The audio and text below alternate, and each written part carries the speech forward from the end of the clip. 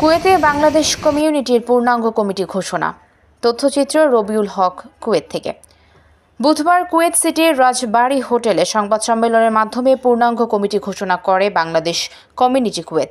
কুয়েতে অবস্থানরত প্রবাসী বাংলাদেশিদের স্বার্থ সংশ্লিষ্ট বিষয়ে প্রবাসীদের কল্যাণে কাজ করার লক্ষ্যে কুয়েতে গঠিত হল বাংলাদেশ কমিউনিটি।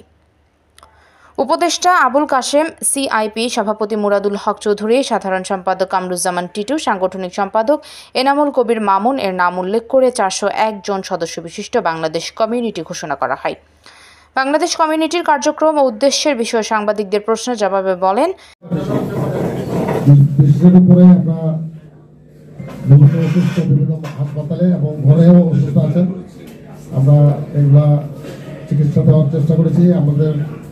এখন পর্যন্ত 39 জন প্রবাসীর মৃতদেহ দেশে স্বজনদের কাছে পাঠিয়েছেন তারা। এছাড়া অসহায় প্রবাসীদের চিকিৎসা ব্যবস্থা এবং কর্মহীন প্রবাসীদের চাকরির ব্যবস্থা করে দিয়েছে বাংলাদেশ কমিউনিটি। আত্মমানবতার কল্যাণে আগামীতে সকলের সহযোগিতায় বৃহত্তর পরিসরে কাজ করার অঙ্গীকার করে নবনির্বাচিত এই কমিটি। রবিউল হক, PIB 71 টিভি, কুয়েত থেকে।